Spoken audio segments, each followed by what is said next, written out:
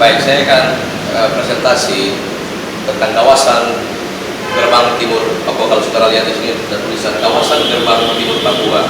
Ini sebuah kawasan yang dirancang dan akan dibangun di Papua, khususnya di Jayapura, di Voltekam. Konsep desain daripada lahan seluas kurang lebih 3 hektar ini adalah modern dan ramah lingkungan. Ya.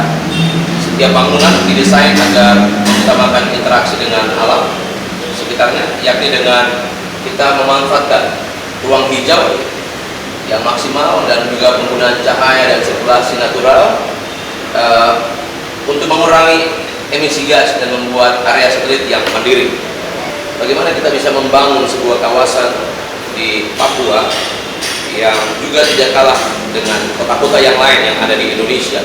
Dan kalau saudara perhatikan di sini, ini adalah konsepnya adalah konsep green urban living yang baru diterapkan di beberapa kota baru di Indonesia dan merupakan yang pertama nanti di Papua. Kalau di Indonesia ada kota baru Parahyangan di Bandung, kalau di Jakarta di Pantai Indah Kapuk, dan jika ini dibangun di Papua, ini merupakan yang pertama untuk di Papua. Baik, saya baru saja pulang dari Kuala Lumpur, Malaysia, dalam mengikuti kegiatan yang dilaksanakan di mana puluhan pebisnis mengikuti pertemuan investasi untuk Papua di Kuala Lumpur, ya. Dan saya bersyukur sekali bagaimana bisa mendapatkan kesempatan untuk bertemu dengan para pebisnis dari negara-negara ASEAN, ya. Dan pada saat saya ada di sana dalam acara tersebut, ya, saya mengatakan pertemuan investasi dan bisnis tersebut itu bertujuan, ya, untuk memberitahukan kepada komunitas bisnis internasional, terutama anggota ASEAN, atas kesempatan bisnis yang ada di Papua. Dan puluhan calon investor dari berbagai negara, yakni Singapura, Cina, Somalia, dan Malaysia mengikuti pertemuan tersebut, dan mereka, ya, sangat antusias. Menurut Mr. Richard, dia adalah salah satu pemimpin dari perusahaan A+3 yang membuat MOU dengan perusahaan saya, Papua Negeri Pusaka, sangat tertarik untuk melakukan investasi di berbagai sektor, ya. Dari sektor pangan, tambang, kelautan, perikanan, logging, dan hingga ekowisata, ya. Karena selama ini ia mengatakan informasi yang mereka dapatkan bahwa sepertinya Papua tertutup, ya. Karenanya melalui pertemuan investasi dan bisnis untuk Papua yang pertama kalinya, ya, diadakan di Malaysia tersebut, saya berharap untuk para pebisnis mereka boleh datang dan tahu tentang potensi yang ada di Papua. Setelah saya selesai mengikuti pertemuan di sana, ada begitu banyak para investor yang coba berkomunikasi, bahkan kami sempat membuat MOU dengan 3 perusahaan, yaitu 3 perusahaan yang bergerak di perikanan, bergerak di pertanian pangan, dan juga pertambangan. Dan dalam waktu dekat, kurang lebih nanti di awal Desember, itu kami akan kedatangan tamu para investor yang datang dari Singapura, dan saya juga tahu pasti ada beberapa dari mereka dari Cina yang akan masuk. Nah, ini kan kesempatan yang luar biasa, sehingga saya berharap bahwa dalam waktu dekat saya pun akan audiens kepada pemerintah, dalam hal ini pemerintah Provinsi Papua, juga penanaman modal, dan juga dinas-dinas terkait yang dimana kita akan bekerja sama, sehingga ketika para investor itu masuk, ada sinergi dari kami pihak perusahaan yang membuat MOU dengan para investor, tapi juga mengetahui pemerintah, sehingga ada kerjasama yang baik antara kami pihak perusahaan, para investor, tapi juga pemerintah yang ada di Papua. Hal teknis untuk masalah tanah itu selalu dipertanyakan karena para investor ketika mereka mau masuk ke Papua, hal pertama yang mereka tanya adalah status tanah, ya. Jika mereka mau berinvestasi dan status tanahnya belum jelas, itu akan menjadi hambatan buat mereka.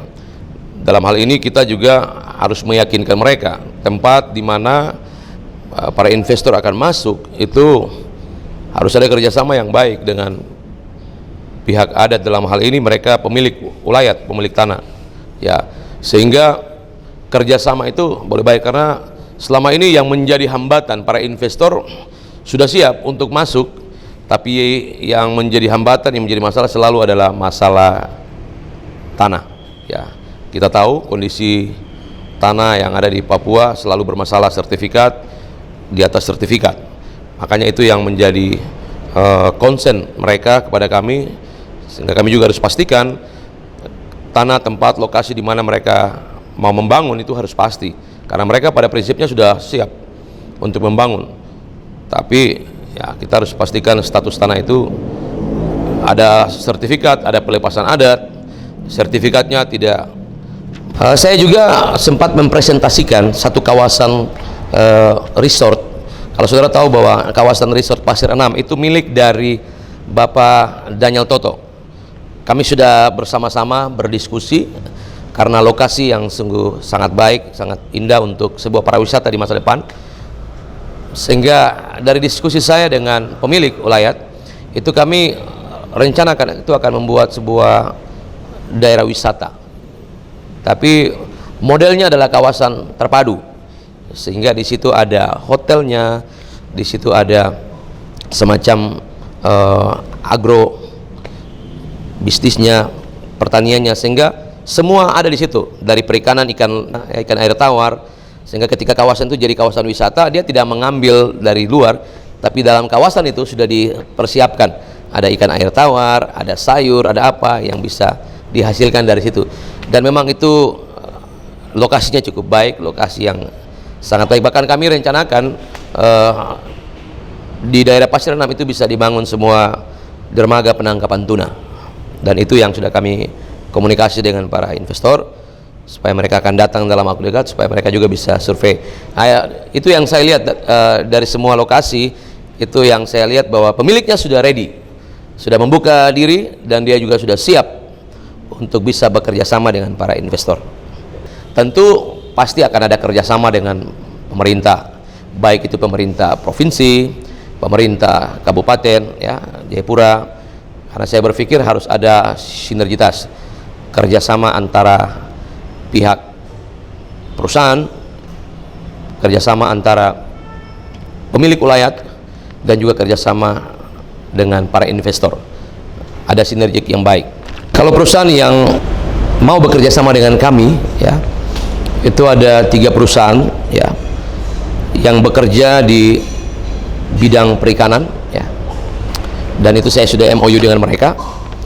Dan juga ada perusahaan tambang yang saya sudah MOU juga dengan mereka, dan juga perusahaan A+3, satu perusahaan dari Cina yang berkantor di Singapura, ya, yang memang siap untuk bekerja sama dengan kami. Dan saya pun juga sudah mempersiapkan sebuah master plan kawasan Gerbang Timur Papua. Kalau saudara lihat layar yang ada di belakang saya, ini sebuah kawasan master plan yang namanya kawasan Gerbang Timur Papua, yang berlokasinya di Holtecam Kilo 9, di mana ada beberapa item-item yang sudah kami siapkan, mulai dari pusat bisnis, perumahan, dan juga hotel, dan juga hospital, dan juga beberapa item-item lainnya.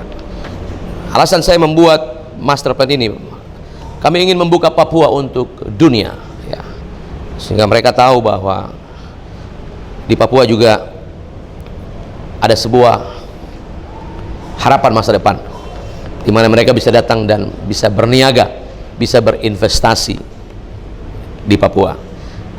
Dari semua yang sudah saya sampaikan, ya, ada kerjasama yang baik, ada perhatian baik dari pemerintah dan juga dari masyarakat, ya, di mana kita bisa mendukung semua rencana pembangunan yang akan berlangsung di waktu yang akan datang.